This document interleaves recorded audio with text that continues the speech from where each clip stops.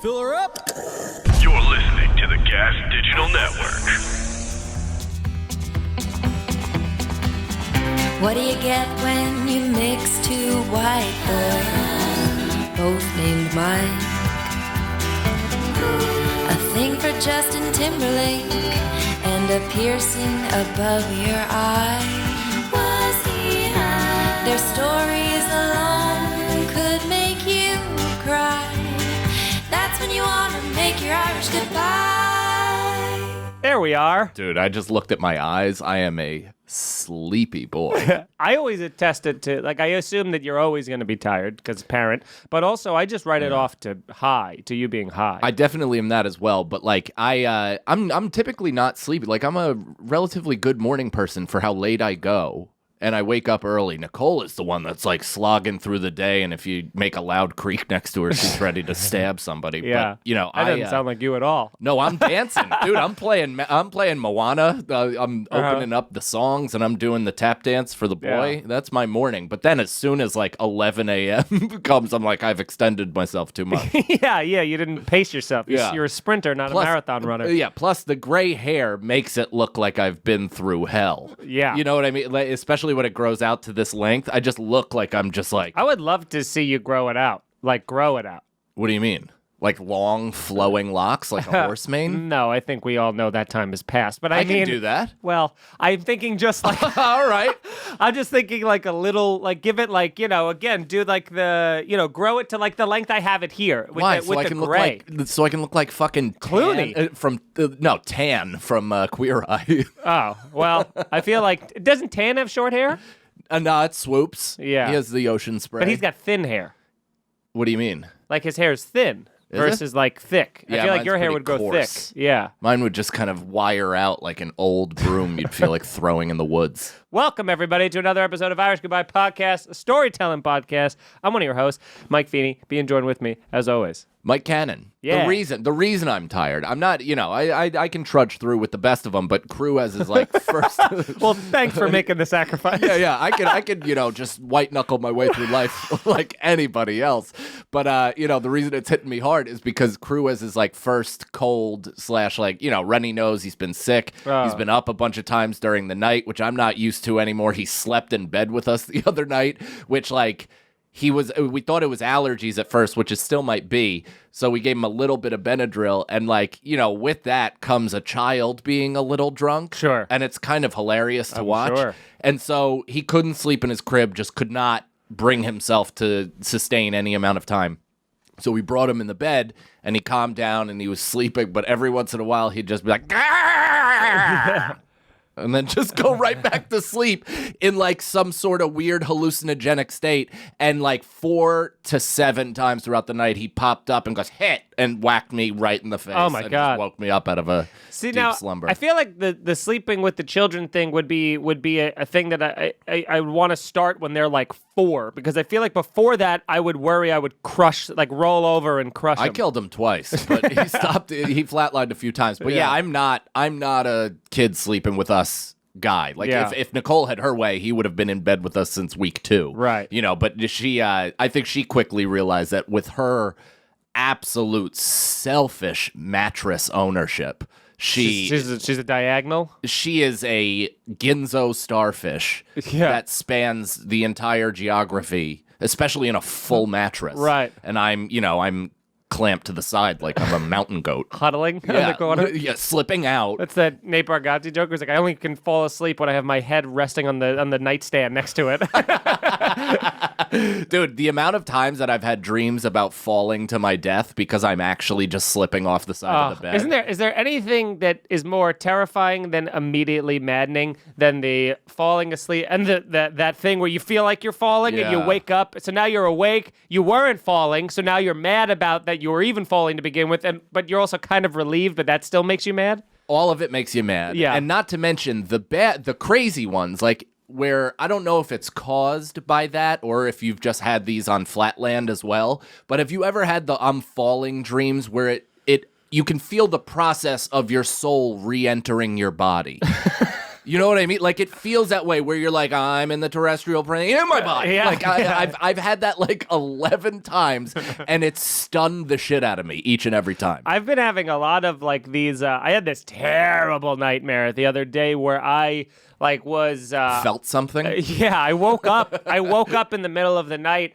It was like, that early 3-4 a.m. thing where it's that blue light, but it's still very dark. Yeah. And I just opened my eyes a little bit because, I don't know, maybe the dog moved or something. And I looked, and there was a person walked past in my living room, walked past the living room, but it was just like a shadowy, and I looked over, Erica's still there, and I went to get up to see what was going on, and they had already tied me down. So I was like, dude, the whole rest of the night, I was just clammy, and I'd rather be dead than have to deal with whatever's about to happen. I thought you were Haley Joel Osment from The Sixth Sense. You're just in a tent with a chick puking. Yeah. Fucking... Come with me. Oh my God, that movie! The first time I saw it, I think the worst thing that I've had recently, which I in my dream I popped up and I woke up and I right away. I have the monitor right next to our bed, and I always just look at it anytime my eyes crack open. Which is probably a big source of my insomnia. That just blue light is constantly pouring in, and I open my eyes and Crew is this close to the camera, staring at the camera, and I'm like, oh, and then I actually woke up. And it was normal. He was sleeping. Yeah. And I was fucked for 3 days. I got in 4 fights with Nicole. I threw 4 jokes out. Everything changed. I threw 4 jokes out. I just wasn't the same Crew? person. No, I just wasn't the same person. I was like, these don't apply anymore. I am keeping a gun next to the bed now because of what happened to me. I mean, and I'm keeping a light pair of scissors underneath one of my pillows in case I'm ever fastened down. I could use my teeth to whittle out. Dude, just the dark eyes right up to the camera. I could still see it. Well, let's get into day 2 of Atlantic City because we talked about it. We talked about the first night last week, and there's just so much more that happened. But I think Saturday day was pretty chill, right? That was like your actual birthday. We went around. Right. We did some shopping. We did some shopping. Well, we did a shopping montage. I felt like we all had bags. We were walking into various and we were stores. Fairly high. It was my birthday after all. I did wear a sash. I clipped a $1 bill to me. I made it as known as publicly possible. And then we were walking throughout the thing, and there's this sports memorabilia store that had their whole window was Mike's favorite place. Yeah. It was insane. It had every jersey of every player I loved in the 90s. It had throwback starter jackets. It had all this shit, and I'm just like, my birthday gift to myself. Right. We walk in, there's a ton of actually really nice stuff, but for whatever reason I just couldn't bring myself to buy anything. Well, I think it was because there were 0 things in any human sizes. It was all triple XL or extra small. There was no mediums and large. City. Yeah, exactly. Just here, if you're a scallop that puts on a coat. Yeah, there were 3 things that I wanted that I was like, well, wish you had these, and that's why, but their place was also in an abandoned mall. It was we had to go, we went up a couple escalators, everything was closed, every business was closed, the lights were off, and then there was just a little faint light coming from the distance, and we go, what's that? Is that heaven? And then we go in there, and it was our hell. It looked like the laboratory from Stranger Things. Yeah, a lot of it, kind of creaky lighting, but that it's been active. Flickering? Kind of recently, but not in a while. Yeah. Bizarre place. There's still a lit cigarette on the ground where you're like, somebody was here. That's warm. Yeah. So we did the show after that, right? No. We also the lunch was fantastic because I decided to get a full boil. Oh yeah, a clam bake. Just a clam bake from Atlantic City. I was so impressed by the cleanliness that I was like, their seafood must be good. Yeah, and high quality. And my favorite thing that you do, can I say this? I don't know if you know that you do it, but I'm sure that you do. But it's a very fun thing where you have your idea of what you want to do or get or order or something, but you say it out loud as if you're on Jeopardy in the form of a question where you go, should I get the clam bake? Yeah. As if whether anyone says yes or no is going to change your decision, but you're kind of feeling the water of what would you guys say if I got a clam bake? That's right. Well, if you don't know, I need overwhelming support at all times. And that includes my ridiculous 1 p.m. 2-show day lunch decision. Clambake. Yeah. And I'm just like, hey, guys, I know my face will swell. Can you handle looking at that for the next 8 hours? I wish you framed it that way. We would have said hard no. But that... Did you also notice what I do? Because this is a new thing in my life, and I suggest anybody do this because it does actually spread some pretty positive cheer, especially with tattoos. But I noticed that chick had some fresh ink, our waitress, and I immediately commented on it, and I knew she would be interested in discussing it, and I saw it kind of brighten her experience a little bit. Yeah, I mean, I've done that to like 10 people in the last 2 months. Everybody's interested in talking about themselves, especially if they have tattoos. Yeah, and I've been giving people that gift. Lately, because I just feel like, here's what you're doing. You're walking a tightrope here because you're opening yourself up to more and more social domination. I got to tell you, it's gone wrong most of the time. But it's still been. You're in for a world of hurt for one guy who's going to be like, here's what this means, and it's going to be a 30-minute saga. I'm just waiting. I've realized that I've geared my life towards a specific belief that does not exist, but I'm waiting for it to show its face and prove me right. I am owed a lot karmically. Yeah, you're waiting for someone to be like, is that the Grim Reaper holding a microphone tattoo? Sorry, that's just the coolest thing I've ever seen. You don't do stand-up or anything, do you? Do you have any like influences that you want to talk to us about? Because it's weird. I own HBO Max. Yeah. We were just saying we need someone with like a relatable edge to them to give specials to. Are you a dad that also has fun? Yeah. If you were some sort of former athlete, that would really check every box for us. What? Yeah.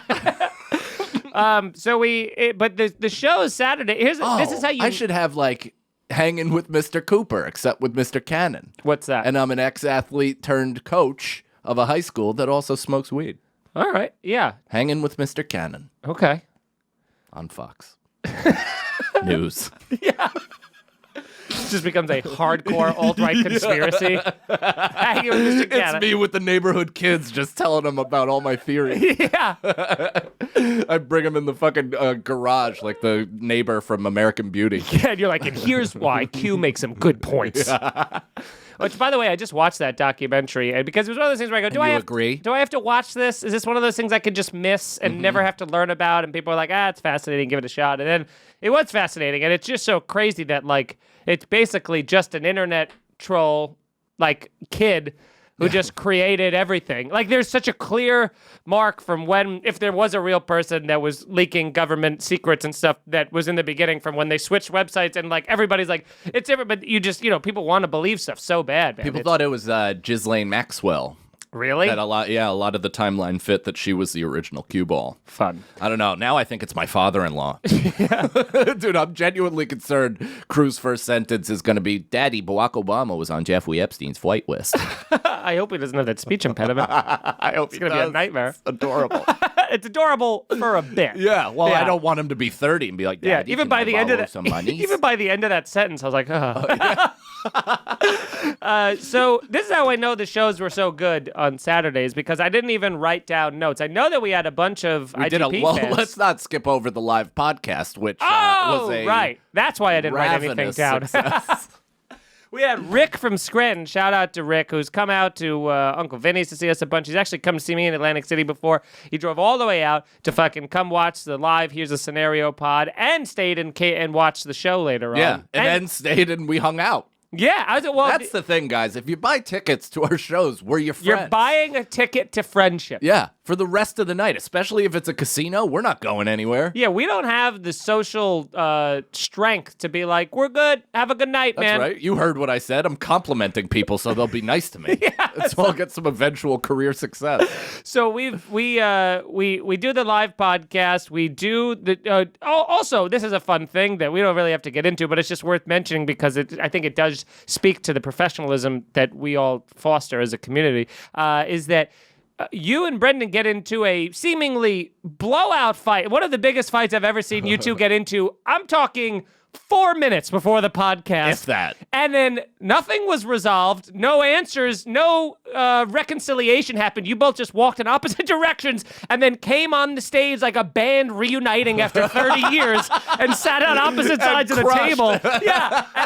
And then just had fun together for the rest of the night. That is as Irish as it gets. Yeah. Right there. It's just, and I was still mad. I was mad through the show. I think he was mad after too. the show. Yeah. I was mad that night. Yeah. He's still I'm mad. still mad. I am, because I was right. I also was right. It was a fun thing where I was out doing like some of the mic testing and stuff, and I just heard it in the back, and it brought me right back to my childhood, where I'm like, I know there's a conflict over there, so let's stay here in the nice safe space. I think it ended with me telling him to shove a pool noodle in his cunt or something like that. Like, it just was so wild. And I walked out, and like in the hall, I was like, good line. You just take out your notes. You're like, write it down. So we do the show, and the shows too were so fun. We had people, we had like Irish Goodbye fans that came out. I finally got to meet the handle known as Chad's Madness, because he follows on Twitch and everything too. So glad that he came out. And we had Lost in the Sauce there. He came out. Lost in the Sauce loves traveling a distance. He's to a come hero. See us. He's a it's hero. Unreal. We live in the same city, and he's like, I will not see you here. Yeah. I like that though. I do 'Cause too. God, Well, we need the road support. Well, and he wants to go to longer sets. Yes, you can come to the city, which, nice. Thank you. We got smoothies. We got these smoothies are delivered. not going to be drinkable on the show, but No. this is going to be great. No. Well, yeah, that's the thing is, road support, obviously, but also, if you want to see a longer set, those are so few and far between in New York. Yes. And especially now. I mean, when the Cellar was still doing that, what is happening? I mean, this is over there? fucking stupid. Did you just watch Feeney try to bite the cap off of his own smoothie? They shrink wrapped it, and also it you smells. supposed to just put the? Yeah, you're supposed to. Then there's going to be a snap little through piece of plastic in the straw that I'm going to suck up. it. No, it'll rip. No, clean. yeah, clean rip. I don't care for this. I don't. I like how some I'm places nervous. don't have plastic, don't use straws. They're using straws, plastic in plastic with a plastic top. There's a turtle foot as the bottom of the cup. We got smoothies delivered, people. That's what we're talking about, audio listeners. So we do these shows. The shows were great. It was cool to see fans come out and stuff. And again, we appreciate you even more because you came out to Atlantic City to do. Yeah, so. and it's been such a long year. We're finally back out on the road. We did something as a unit. We fought, we screamed, we cried, and we did it. So then the night starts. Yeah. Then we go. We're gonna go gather up some munitions to smoke, and we told Rick we'll meet you. That was the night. So I do want to say this because I did, kind of a questionable joke about relating vaccines to autism, which I did do on my last special also, but this is kind of a new take on it. Mm-hmm. And the end is about my cousin Jake, who's autistic, and I do an act out in the whole thing, and it's relatively jarring, but it's kind of it's really funny. It does well. This particular instance, most of the crowd really laughed, and some were audibly disgusted by it, which Sure. is fine. That's how comedy goes a lot of the time.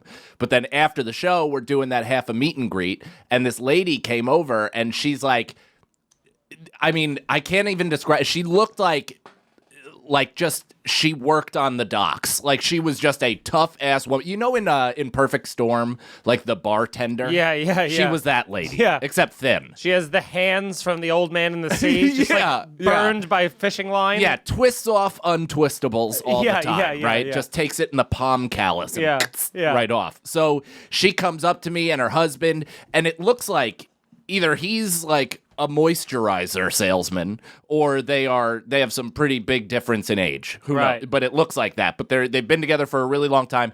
So she comes up to me and she starts talking about how they're married, and she's like, 4 of our children are on the spectrum, and some of them have really hardcore autism and non-communicative stuff. She's like, I want you to promise me this. She's like, never stop telling that joke. Oh. She's like, I fucking loved it. I laughed my ass off. You gave me some relief.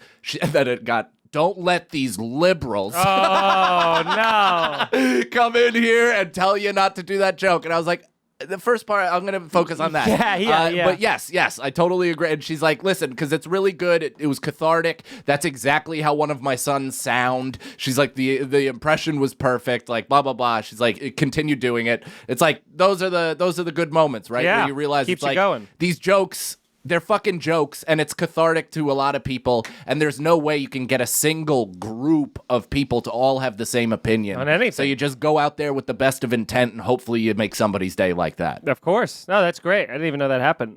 But so we go, we smoke, I start having a few drinks, and then we go to the casino, and now we're trying to figure out what to do because we're like, we already went to Wild Wild West, but I guess we told Rick we'd meet him there, so let's just kind of, make that a journey, something for us to do and go over there. Because we're looking at, there was talk of gambling at one point, but like barely anything was open, and then... I definitely had the itch. And Yeah. we also were like recently double dosed. You guys had the blood clot Johnson & Johnson a few weeks before that. But then, so we were kind of like, oh, we can live our lives. Right. Yeah. now. So, and then there were, the only really option for safety in terms of distance, everything would be slots. But, and I wrote this down too, because I think we must have talked about this that night, but I'm like, I don't understand like what's happening when I'm playing slots. Like I literally just give it my money and then hope to hear a pleasant sound. Yeah. You just go like this, and all of a sudden you hope to hear the cha-ching, cha-ching, and you're like, okay. Yeah. It takes a very singularly focused person to care and hone in on that. Like Nicole's ex-best friend, her mother, this is like high school best friend. Her mother used to go down to Atlantic City every single weekend, had comp rooms at the Bellagio, not the Bellagio, what is the B one? Borgata, that's it. Like really, really nice stuff. And she would routinely walk out cracking a slot, getting thousands of dollars because she'd just fucking sit there, sit there, nothing. Like wouldn't go outside of her comfort zone, would shift machines or whatever, or stay on a machine doing all that like weird old Asian lady math. It's like, and she fucking made a lot of money doing it. I still feel like in the long run she must have lost more than she won. I don't think so. Right. I don't know. I'm not her accountant, but it didn't seem that way. Well, so there's just two really fun moments that happened that night, which was, so we go into the Wild Wild West, and now, because it's Saturday night, there's a band playing. There's a live band playing, and we're kind of standing around the back first. We end up scoring some seats, which got this nice little high top we got to sit at, and we're sitting there. And we're kind of just taking in it, as performers, we're always, I think, pretty appreciative and sympathetic towards other performers. So we're watching this band. They're just kind of a cover band, but like nobody is paying attention to them. Like nobody. Like you might as well play an MP3. And so we're all trying to guess how much you think they're making for this. And they're trying, man. They're really trying. And people just are kind of like, every once in a while, everyone's talking full volume. And every once in a while, just going like, oh yeah, the song's over. It's pleasant ambiance. Yeah, it is pleasant ambiance, but it's got to suck as a performer being is like. Just so different from us. Yeah. Just shouting. It needs to be 100% attention to, because that's what I'm saying. It's like, it's got to be so, we were saying it has to be so hard for them to, perform when no one's listening or caring that you're even existing. Like, it's got to be so demoralizing. So we're both being like, man, what a hell gig this must be. We're all, Sagalow and I were like, oh, Jesus Christ, this sucks. These poor guys. All we kept talking about is how these poor guys in this band and no one's paying attention or whatever. And then they do their last song and they're like, all right, everybody. Like, that was it. Good night. And they kind of start leaving to like, a tepid applause. And we're like, okay, so some people were actually listening. That's nice. And then something happens that out of Rudy, I think happens, is that the entire crowd realizes the music has stopped and they don't like that, and they all just start cheering and cheering, and then they start chanting, one more song, one more song. Jon Favreau stands up, who's the wild man now? Dude, I mean, it was one of these things where you could tell they were like, well, we're quitting music tonight. This was our last gig. And then, they're walking towards the door, and then over their shoulder, they looked and saw a crowd and they came back out and were like, all right, we'll do one more song. And they came out and crushed, murdered, had them eating out of the palm of their hands. A double encore. They played two songs. Both were bad choices. They weren't pickup songs. You could tell they've never done that before. Of course. And it was hilarious, though, because it did feel like that. Like, one of them was like, yeah, I told my wife I just wouldn't do this anymore. Yeah. Like, and, this was a favor to you. We got a kid. And then all of a sudden, this eruption, and they're like,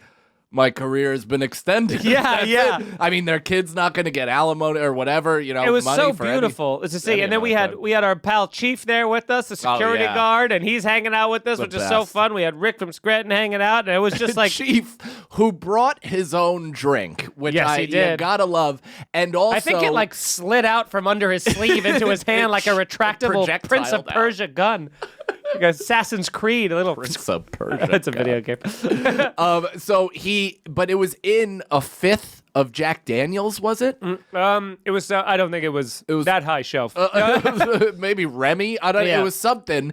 And then he put what did he? He pour emptied in out it? a quarter of it and then put, I think, orange juice in it or something. And it was it was a combination I've never heard of. and it was 75% straight alcohol and then just a And little. he was fine. Yeah, well, you never know with him because his personality is like tranquilized, you know. Right, so right. he's always just kind of like.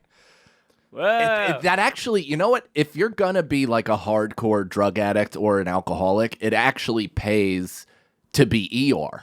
Like all the time. If you're just monotone, like Yeah. whatever. I mean, how much energy you can muster this up for when you're blackout drunk? Yeah, but you get more energy when you're drunk. Yeah, but I mean, if you learn how to suppress it and kind of just ride Yeah, just neutral. live a terrible life. Yeah, never spike, never dip. Yeah. And then so this was maybe my favorite moment of the whole trip, which was just so apropos of nothing. We're coming back from Wild Wild West. We're calling it a night. Everybody's, on something, so we're all either drunk or high or both or whatever the hell. Oh, and mushrooms. Oh, right. Little Yeah, bit of little, mushrooms. yeah, the microdose Little ones, taste. whatever. So But I took a 90 milligram on top of it and smoked a face blunt, so I felt a little.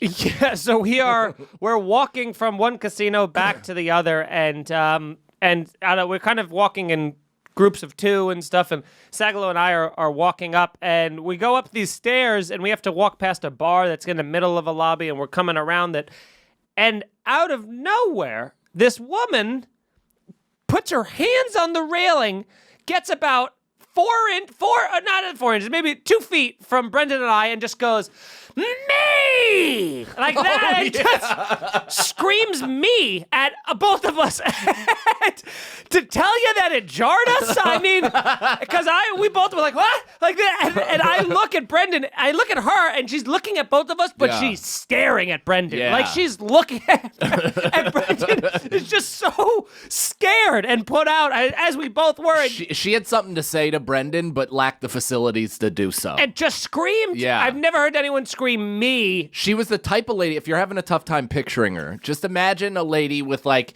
one of those white tank tops and a neon bikini underneath inside a casino in March. Yeah, 50s. Yeah. I mean, wallet leather skin, like Yeah. 15-year-old wallet skin. here's the thing. The bangs and then the dirty blonde poof in the back. And yeah, she taloned the top was- of those fucking, the banister. There like was a nothing. gargoyle. There was nothing to follow that up with. I mean, she never said another word. She never explained, but she did just watch us walk away. Like it was just the most terrifying thing. And what did I noticed it though when it happened? Yeah, right? the whole casino stopped. The slots shut off, and everyone. And you guys Yeah. were like, "What did they say?" And we're like, "Me, me, I guess." That was like she took a bump like 20 minutes ago and was still feeling groggy, and out of nowhere she's like, "Yeah." Yeah. She just got the It was- euphoria of cocaine. It was an aggressive me. Yeah. And then, what I have written down is the next day, when we're all packing up to leave and stuff, we, the checkout's at 11 or whatever. So now there's like an entire. Oh, I remember what the fight with Brendan was about. He was Grumpers Branders because he was Yes. so tie-tie. Yes. And he was taking it out on all of us and was reading a text, which we were, of course, giving him shit about for going on his phone the entire time. And and instead, he's on his phone and he does an audible, or not even an audible, a visual like that, and threw his hand down, and I'm like, are you okay? And he's like, I don't want the spotlight all the time, man. Like, you don't have to ask me what's going on all the time. I'm like, you threw your palms to the sky, you fucking drama queen. Yeah. Are you kidding? You tried to show as much emotion as humanly possible, and now that I'm yelling at you, I'm right, and I'm gonna keep going. Yeah, it was fun. Shove a pool noodle up your gun. Yeah. So we're I'm so glad I remembered that. Thank God. I think you were trying to protect him. You didn't bring it up. I just didn't want to air your dirty laundry. Oh, I'm airing his. It's all dirty. Kid never does wash. So we're trying to leave. It's 11 a.m. and I know what's gonna happen with the whole like valet situation. So I go, here's what I'm gonna do. We'll go get coffee together. I'll go give the guy my valet ticket. Then we'll go upstairs and get our bags. Come down. The car will be ready. Perfect. So we all get the coffee. You guys go down there. You brought every bag you've ever owned. Yeah. The 3 miles to the coffee and back. Yeah. So you have like strap burn into your arm. I had lashings on my back. Yeah, it looked really bad. It looked like Grimes' new tattoo. So I go to the valet person and I give them my ticket and he goes, coming right up, sir. And then you go to give him your ticket and he's like, whoa, you got to go outside to do that. And you go, didn't he just get, and he just fucking palmed you and walked away, which I could tell made you very mad. There is not a measuring tool on this earth that could gauge exactly how much my temper spiked in that moment, dude. Yeah. Like mercury rising through your body does not. It's mention lightning shooting from my toes through the crown of my head into the heavens. Not to mention you are already mad because Dunkin' Donuts fucked up your order, and instead of saying no, this isn't what I ordered, you waited till you got a quarter mile away from there to go, I didn't want a hot coffee, I wanted an iced coffee. And then Nicole drank the iced coffee and you go, I'll let you have some of mine. And you went, some of mine? I waited on fucking line. And the reason I didn't say anything is because usually Nicole orders a hot coffee. In this instance, she ordered iced. I ordered iced at the thing. And I just completely forgot with the sensation in my hand, walked out and I went to hand her the hot. And she's like, no, I'm the iced. And I'm like, no, I am. And the fact that she took ownership of it is just, it was some fun. Women. So then the valet thing happened to you. So I go, everything's in motion here. We're perfectly, give the guy the ticket. We hit the elevators, we go upstairs, we get my bags, Brendan and I come back, we press the elevator button, and then we wait.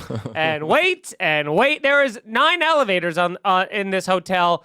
All of them have 200 to 300 people in each one because everybody is checking out at 11. So initially I'm going, well, thank God I gave the ticket to the valet. The best part is that your car is running with the door open this whole time. Yeah, the valet burglar's coming back. So I'm sitting there sweating, and we can't walk down the stairs. It's 8 flights. I'm with bags. You're like, fuck that, So we're like, any minute now. We waited 15 minutes for every elevator. It was like open, like packed full of people, closed again. People were mad that it was opening because it's stopping at every single floor. Now there's more people on our floor coming to try and get an elevator. We're like, hey, just a heads up, you're behind us when it starts because it's so wide, the elevators. It's probably 100 feet long, so you have to sprint to one side, go see it's full, then sprint back to the other side. So 15 minutes later, we finally get into an elevator. I'm not kidding. 15 full minutes go by. You guys are gone at that point. You're on the highway. We're crossing the bridge. Yeah, so Rockland. So we are, we get in the elevator, and who's in the elevator with us but the guy who I gave the valet ticket to? This man is pouring sweat, and he goes, hey, there you are, man. I've been looking for you. Didn't know what happened to you. You gave me the ticket, and then you kind of just left. So we didn't know. Your car's down there. And then, gets off at another floor and runs away and never to be seen. Oh, my God. This guy had the most stressful day, so then we eventually get out there. You just caught him doing something. That is I don't know. That's sketchy energy. He was definitely slammed. He was very busy, and he was in the back. So much so that he took a fucking detour to the 4th floor? Yeah, I don't know what he was. Maybe he had to dip in the pool or something like that. Oh, never mind. That would have been my floor. But yeah, the guy was so mad at us. He was like, I was looking for you. He was so mad. And I'm like, get me the fuck out of Atlantic City. Sharing a 4x6 space with that man. That's it. Check us out on iTunes, everybody. It's worth every penny. Leave a review. Tell a friend. Support the show. Go to gasdigitalnetwork.com. Use the promo code IGP Get yourself a free week trial. You can listen to all our episodes. We have 23 episodes. So you get, we only have 25 on iTunes, so you can get all of them. Bonus content, all the other podcasts on the network, all their bonus content, all their back shows, and you also get a discount to podcastmerch.com. That's Google. And you go to podcastmerch.com and you can check it out because we got t-shirts, we got hoodies. There they are. We got t-shirts and hoodies. Mike's wearing the IGP hoodie right now, the Popeyes one. It's terrific. They're very comfortable. Get on them. I don't see the Popeyes the discontinued one on there. Popeyes, oh, there we go. There we Popeyes go. There drop. we go. So those are great. Check that out. Oh, are the hats coming on line too? Those hats that we had? So the hats were like a special pre-order right. thing, but we could probably get them back if you want. That's all right. You guys missed it. Too bad. So we have to get that Sagalow shirt up that we're giving him no money for. Yes. Some personal stuff as well. Yeah, if anybody wants to submit some artwork for a Sagalow gets no money shirt. Well, Mike made one, I think, didn't you? I've been Dylan does all the merch now, and I talked to him about it, and he said he's going to have an artist do. Like, I have to communicate with him, but apparently, Gas Digital has someone they outsource that to. Excellent. Dylan has to hit up somebody in his hit house. Yeah. Now, if you guys are, it doesn't matter when you're listening to this, please come out, Connecticut, Friday, April 23rd, Norwalk, Connecticut. You can get tickets at my website, MikeFeeneyComedy.com. I'm doing 2 shows, headlining 2 shows there. Limited seats. I think there's only 40 seats at the thing. So please come out. I want to sell that bad boy out. Be doing 2 headlining sets. It's going to be a ton of fun. The following week, April 28th, 28th and 29th, I'll be back at Uncle Vinny's. May 1st, I'll be at Back East Brewery on Saturday, May 1st in Connecticut with Amy Shanker is going to be with me. So that'll be a lot of fun. She's hilarious. Come out and see those if you're in the tri-state area. More dates are coming in at MikeFeeneyComedy.com. But you know what to do. Go to watch my YouTube special, Rage Against the Routine on YouTube. Subscribe to that. Tell some friends. Go to my Instagram and all that social media at I am Mike Feeney. And hey, thanks for being here, gang. Yeah, thanks for being you. Give yourself time to thank yourself. Yeah, MikeCannonComedy.com for dates. May, I got Uncle Vinny's 13th through 15th. Then June, I'm going to be at Laugh It Up in Poughkeepsie. They got a new room the 11th and 12th. Then real pumped, I'm coming out to Austin in September. So that's going to be announced officially soon. So And then you'll be back there in November. Oh, yeah. Yeah, in Houston, right? Mm-hmm. Nice. Okay, great. So, Texas is going to be a big part of the later part of our year. We're also going to do Rogan. It's great. Yeah, it's what he said. That's exactly what he said. I heard him. But yeah, go to MikeCannonComedy.com for all the dates. Dates are coming in more. Do at I am Mike Cannon, social media. And my special Life Begins on YouTube. I feel like I'm going to shoot another one before the end of the year. So try to keep me honest to that if, I don't know why I said that, but I'm pumped. Yeah. Alex? You can follow me on Twitter and Instagram at I am Alex Scar, and check out my podcast, Broad Topics, TOPIX, with the hilarious Kim Congdon here on GasDigitalNetwork.com/live every Thursday at 9:30 p.m. Or you could help us out, subscribe on YouTube. You get new episodes every single Monday. I'm G Mike across all platforms, and your unboxing video, Mike Cannon, is up on Gas Digital for members only, though. Yeah. So you might as well sign up, and also sign up, get a PlayStation 5, maybe. Oh, that's right. Keep forgetting about that. Use code IGP. At the end of the month, one random member, PlayStation 5. Nice. Alex's mother, do you have anything to promote? Words with Friends? Yeah, we play Words with Friends. Very good. All right, sweet. Let's get back into the show here. Man, I mean, I have something that I could either save for a little bit if you want to throw in something quick, or I'll just get into it because it was I had quite a crazy night. Okay. I mean, do you want to talk about the first weekend back to comedy? Because this was it. Oh, this was it. Okay, yeah. So I might as well just get into that as well. Yeah, I mean, it was awesome for me. Yeah. Like, I really enjoyed it. It was pretty funny, like, being in New York Comedy Club the Friday, April 2nd, and it being open, and we're on 4th Street, and somebody was like, can't believe we haven't been here in a year. And it, like, didn't feel that way at all. I was just standing there being like, no, I'm here all the time. Like, what do you mean?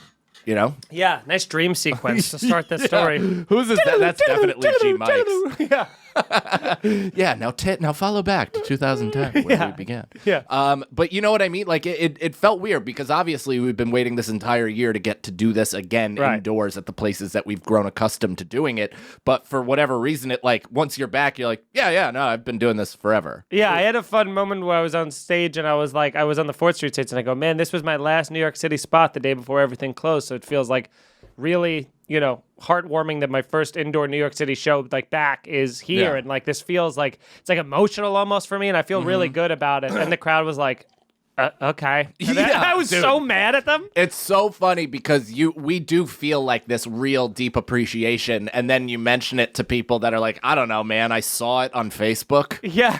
Like I just came. I don't know who you are. I'm here for Janine Garofalo. Yeah. But that's how it felt like. So the first 4th Street was amazing. Then the next night I was at Eastville, and like clubs are getting their feeling back. Just because they're open doesn't necessarily mean people are going to flood back to them because it's still a time of unease. Some people are uncomfortable, all that kind of thing, So, it's like stand-up's back, but it was buried in Pet Sematary. So it just looks kind of fucking weird, squirrely, and it's coming back to kill us a little bit. Yeah, the seats are spread out, but they still haven't really got... I mean, I put up a video on Instagram the second show at Eastville, which the first show was great. It was super fun. And the second show ended up being great, but it's hilarious that you build it's a sickness, right? It's like breaking up with somebody. You build it up in your head so all you remember are the fond memories. And you like push all the negative bullshit aside so you romanticize it over time. It's the same exact thing with stand-up, but it just slaps you in the face with reality so quick because I'm up on stage at Eastville and I was doing well, and all of a sudden I noticed I wasn't, and then I noticed that the waitress was holding a chair, walking directly in front of me. Yeah. Placing it down and just going, bringing the tables like that. And there were the 4 people. I saw them as I was walking in. I had just gotten introduced. And that would have probably been a perfect time to do this, was during the transition and during the whole set. Yeah. And so, Alex, you get people wearing a mask while they're sitting next to a dude who's eating a pigeon like an apple. say it like, do you hear the muffled, like something distracting laugh? Keep going. But just what? Well, now I feel like a narcissist that I'm begging you to watch my video. Forget it. Turn it all off. I quit the show. Really setting the room during my build. Why did you asterisk the fuck? To help the algo? That's exactly why, yeah. And I didn't bleep it. So it's pointless. Buddy, I can't express enough how what I'm doing isn't working. It's like, what do you want me to say? Like, yeah, I asterisk it. I just posted a clip about a stillborn. It's like, I couldn't ask for less exposure. It's like, I don't know. I think I'm funny. It's like, I don't... All right, so... The words don't matter. It's okay. This is live streaming to the entire... Yeah, and it's live streaming. Oh, that's live fun. streaming. So people in fucking, Kentucky are being like, why this guy's... Now, has the owner of the club reached out to you or seen this clip or been like, come on, Yeah, he wrote, dude. I love this clip. I was like, that's weird. I was like, that's weird. It's not that great. It's not that great for you. Experience. For a full fucking year. It's like, comedy's back. Fucking. I like the teal. Do you see how furious I am? What would you have to drink? Of course you can. It's not you guys. It's this hellish profession I've chosen. And then after that, I think they felt bad for me and the set went well. But, A fun fade out. Yeah, he said, I mean, I like that club and I will continue to go there as long as they'll have me. Did the waitress say anything to you? Yeah, after she's like, I'm sorry. I'm really sorry. I shouldn't have done that, huh? And I'm like, I can't I'm sure you were like, no, it's fine. It's I totally literally cool. was like, it's fine. I had fun with it. You know what I mean? Like, I just left being like, whatever. Yeah. That's kind of comedy, though. It was a fun little, like, this is what it is. Yeah. That's how it be. And boy, do I have one of the, because again, it's the same thing that you said of the realization of comedy. So I had a 4-show night on the Saturday, which is again the first weekend back. So I'm like going. This is being slingshot. I've been doing maybe 4 spots a week, not even. So it's been crazy that now all of a sudden I'm getting like thrown back into it. So I have tiny cupboard. Well, and doesn't that sorry to cut you off, but just to talk about us emotionally and mentally a little bit. I know that's not your favorite topic, but it's like, doesn't that feel anxiety inducing? Like, it's like we got cut off from this life. Yeah. Then we had to adjust and pivot to earn a living and to make money and continue to do that. And now things are like Frankensteined opened back up, but we're immediately shotgunned into the exact same position that we were 1 year ago with the same anxieties, even though we've grown and tried to reframe what's important and all of this self-work and all this shit, and now it's all just kind of coalescing in this perfect storm of internal bullshit. Well, this is what made this such a weird concoction of that, is because I was doing a combination of outdoor clubs and indoor clubs. So it was kind of like my last year of my life compared to the 10 before it in the same day, which I actually was like very excited about, but I did have the thing of being like, am I even going to remember how to do 4 shows? So first spot I had was at Tiny Cupboard in Brooklyn, which is just a roof. It's just a roof. It's just a roof of a building, and for sure, but like barely flat. It's like when you step on it, it feels like this is a roof people shouldn't be standing on. But how about the steps up to it? Oh yeah, it's not a steps. It's a fire escape. It's a fire escape to get up there, and also a knee-high fire escape. Yeah. So the rail comes up to about like mid-thigh, maybe. Yeah. It's the most susceptible you could be to falling over because, something. again, no one's supposed to be on there. So, but they're doing so many shows there. And it's kind of like how the Lantern was back in the day, where now everybody's producing shows there. There's like shows just all day long. They're operating as a real club. They like filed for a liquor license and to be a real club. Yeah, I mean, and here's the thing. Like, great. They have an indoor thing now, too, I guess. Yeah, it's like a chapel or something. So they had like the first show that I do there, another show was ending and it was packed. And I'm sitting here going like, I can't believe how fucking packed this is. Great. And, the only downside of that place was twofold. Is that one, it's directly next to the subway station. Right. So 3 times during your set, you're going to be, brake squeals are going to ruin any momentum.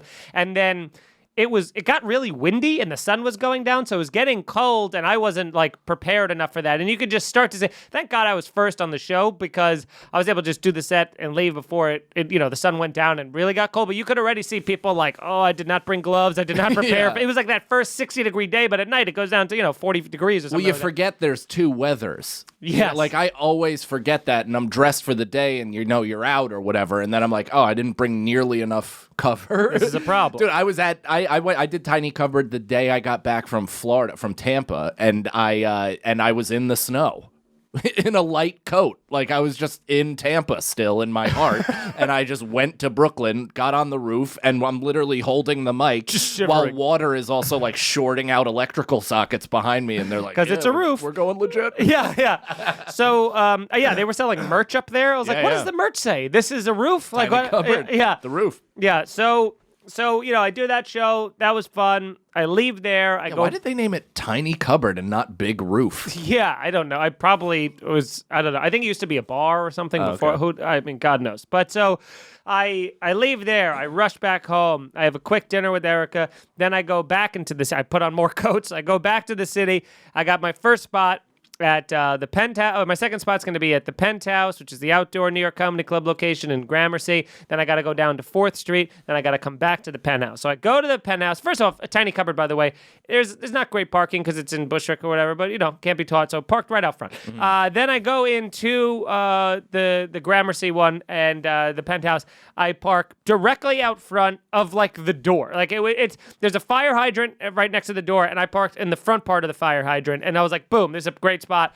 Oz was there. He's like the manager and shit like that. He just was like, holy shit, how the fuck do you guys do? And he was blown away by the spot. I told him to keep it running, threw the keys out. And I go upstairs. Amazing show. Like hot, fucking great, exciting. Even though it was still outdoor, it just was like they were just ready. It was a Saturday night. There was that energy back, things being open. So I was like, love it. Leave there. I had only like 25 minutes to get down to 4th Street. So I was just thinking of like, am I going to try and find multiple spots on a Saturday, in the village? Like, this is going to probably not be tough, but I really don't have a choice. I'm not going to spend an Uber and fucking lose money going there. So I get it back in the car. I leave the spot. Oz is like, man, you leaving the spot? I was like, I know. What am I going to do? I go down to 4th Street, park like one spot next to the club, again, right out front. Go in there, and that's when I do that thing where I'm like, it feels so good to be back. They're like, we don't care. And then I just do the rest of the set, but it felt great. It was good to be there. Then I go back to Penthouse and so there's the fire hydrant, there was that front spot, my spot's gone, but now someone had just pulled out of the back spot, and I pulled in the front. Oz loses his mind. He starts doing that thing where people run in circles when they're like, how the fuck did you get the Def Jam the crowd. Def Jam? Yeah. He had a Def Jam like reaction to me. So not only did I find amazing parking once, not twice, not thrice, but twice, whatever that is. The old Harlem magic trick reaction. It was the greatest thing. So now I'm on my last show. I'm living on this high. I got 3 great shows in the books, just one more to go. And I think I'm last on this show. So the first comic goes up.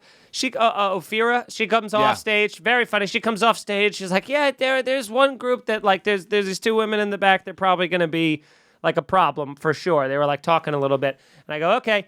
And then the next comic goes up, which was, who was it? It wasn't Graham K. I think it was fucking Tom Cassidy goes up. And this woman's heckling him, calling him a racist and like a bunch of other, called him problematic, I think. Just cool. A bunch of these things. And, here's the other fun wrinkle of this. We're supposed to be doing 12-minute sets, so it's nice and quick. But the host, who I'll remain nameless, might have been drinking and might have been drunk, and so Ophira did almost 25 minutes. Cassidy did 20 minutes, and then the next comic, Carmen Lagala, she was like, "Can you just please make sure that I only do my set time?" You know what I mean? She's like, "Okay." And meanwhile, while she goes up there, the host is talking with, I think, Ophira maybe, and this crazy woman who's been heckling comes out to go to the bathroom, and she corners them and starts telling them that the reason that COVID has come to America was because Trump filled a 747 full of infected people from Wuhan and flew it to America last March and spread them out about the country. I like this. In an effort to. So who's like? She's like an alt-left conspiracy theorist. Yeah. Like she's there's a lot. She's a hardcore conspiracy theorist, but in the other way. And so she's just, complete. There was a whole line of thinking where Trump was the legitimate Antichrist. Like that was a whole line of stuff. I mean, every single president. Barack Obama was Akhenaten, Akhenaten, who was like an old fucking Egyptian pharaoh that like was gonna come back and destroy the world, and he kind of looks like him. Fun. Yeah. Fun. And Beyonce was also some other lady. Like they fucking find these people and they match them to old hieroglyphics. Yeah, and they go, this kind of looks like a painting in a cave, right? So, now the show's running long. The show should have already been over. It's like, it's getting near almost 1 a.m. at this point.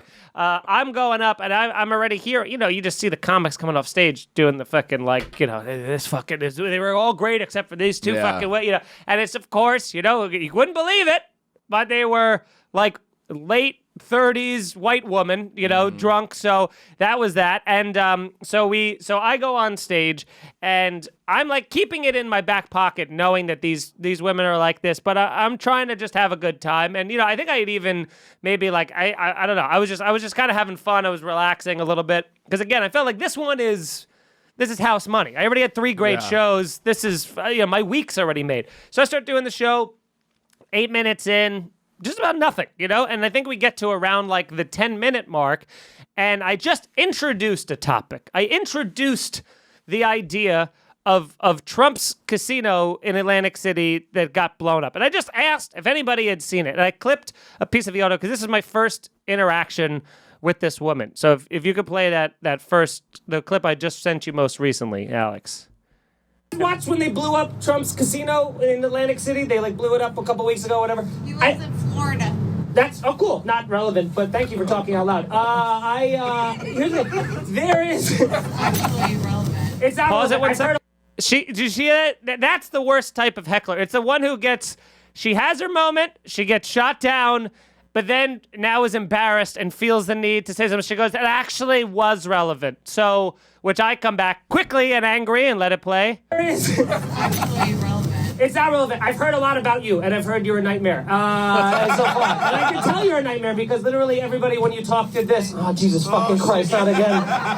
Jesus fucking Christ, the whole fucking show. I just can't, friend, just tell her to get the fuck out. Like, I can tell it's been tough for everybody around you. But this is cool that you make it about you more. And then I gotta try and, like, pretend like I didn't just get into an argument. So then I have to, like, try and segue because the crowd is great. The crowd is, they're so good. But every time she says something, they're like you could tell it wears on them that they are there. So now I go through a couple more minutes and she's kind of like, she's still chirping, but she's kind of talking to just her friend, and you can tell she's just hammered drunk, and she's making it, she's trying to say things, I'm just trying to plow through, and the crowds are so good. And then I bring up this thing, which I think I actually just set off the cuff in Atlantic City when we were there, about like people that have, like, I was saying that I knew a kid that had peanut butter and mayonnaise sandwiches growing up, and then I was like, I think you have a fear. And then there were a couple people in the crowd. It was like one of the most diverse crowds, I'm not kidding, I've ever seen in my life. There were like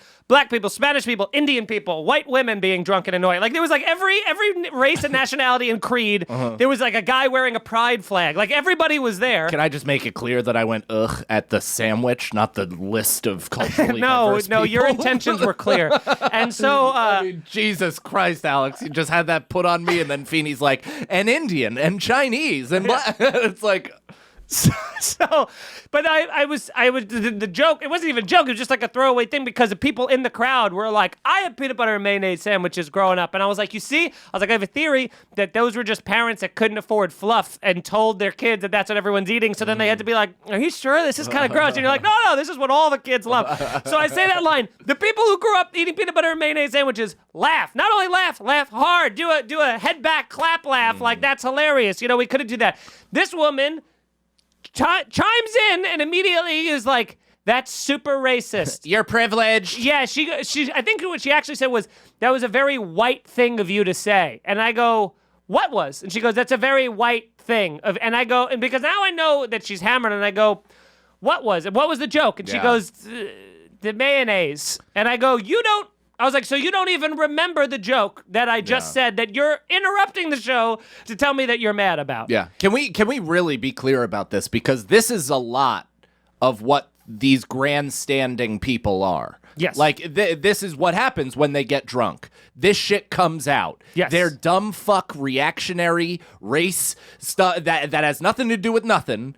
And they're actually kind of showing themselves as the actual racicists. Yes, everything is separated. Everything is about that. It's so fucking and they think weird. They think that the races and nationalities in question, if they're even in question, can't defend themselves. Disgust. Yeah, they can't defend themselves enough to speak up. So the drunk white woman has to lift them up. I'm Michelle Pfeiffer. I got this. So she is. Yeah. So it is. So she's just talking a lot, and then she goes, that's super offensive. You're being super white, super racist. So then I say and I go, was that racist? Are you offended by that? And every single one of them is like, nope, we don't like her. That's what it is. So then that kind of devolves on, and then it turned, which by the way, all of this stuff now, the real blow up is happening about 17 minutes into my set. So none of this would have happened had I only done my allotted 12, but here we are. And so play the next clip. This is a little bit of a longer one, but this is when it gets to the point of just blow. And I also said a thing off the cuff because I was just getting mad where I'm like, man, I do a thing a lot of times where I'm talking about them to the rest of the crowd. Yeah. I do a whole thing where I'm like, man, this is the one of their club. This is the only one of their clubs that doesn't have security, because if they did, they would have fucking bum tossed her off the roof by now. And so now she's getting laughed at, so she feels like she needs to fucking chirp. So now I play this next part. There's no way you're having fun right now, right? Because you're getting offended. The next comedian, because you're not funny. But you said that about the last comedian and the comedian before that. And you heckled the first comedian, and then you talked to the host. Pause it 1 second. So this is what I'm doing at this point, because she's not going to listen and stop talking for anything. Right. So now what I'm going to do is just raise your volume. Raise my volume. I have the microphone. As you can hear, the audience fully on my side. Yeah. Literally no one loves her. So now I'm just going to talk over her as loud and fast as possible and say as many things as I can in a quick amount of time. Keep going. And then you talked to the host inside there and said that Trump brought a plane of people from Wuhan over here to start the virus. That's a statement you said out loud, which is what a crazy person says. But here's the other thing. You've never had fun this whole show, but you still don't leave. But you're ruining it for these people who are paying for the show, who were having a good time, and you're getting offended. I think that everybody would chip in money for you to leave. I mean, I seriously think at this point, everybody, you're getting offended for every group of people who are here not offended. $20. So so then everybody starts going crazy. She says, I spent $120, and I go, so did they, and they don't fucking deserve to have you fucking talk over them. And then the guy in front of me just, like, now it's fun because now the audience is coming in on my side, which is always fun, because one of the guy in the front row goes, hey, honey, I got you an Uber. I called you an Uber. And she's like, great, where is it? Where is it? He goes, you got to go find it. Just go ahead and leave and figure it out, you know? So everyone now is, like, jumping on this woman. And you guys are out of the water in Normandy, and you're going up the hill. Yeah. So we're just being like, why don't you get out? Go ahead. Like, literally, like, nah. Like, we're all just excited for her to leave.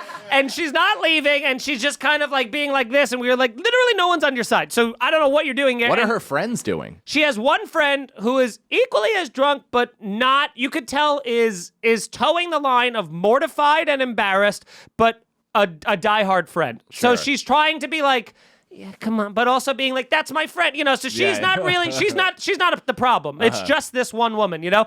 So now I get the light during all of this, so now I gotta hey, Feeney, now that you've got him. Yeah. So now I'm like, I gotta fucking side shuffle off stage like the fucking WB frog, and I leave there, and I already know what's gonna happen. I know what's gonna happen. It's a small venue. There's no way to not see them on the way out. I do not want to have the conversation with this woman. There's no way I want to speak to this woman ever again. So I come off stage like a fire is on the penthouse. I go, hey, boys, just to let you guys know, there's about to be a shitstorm that's going to follow me. Have a good night. And then I get in the elevator, and I leave, right? Now, here's where the fun starts. Because right after I left, these two women, wouldn't you know, wouldn't leave. Not only would they not leave during the show, they weren't having fun, they wouldn't leave at the end of the show. They stayed on the roof in their seats until two of the managers, there was Joe and Ben. And Joe is a skinny, clean-cut, white guy, shorter than me. I mean, if you were blackout drunk, I guess you could kind of say looks in the vein of me.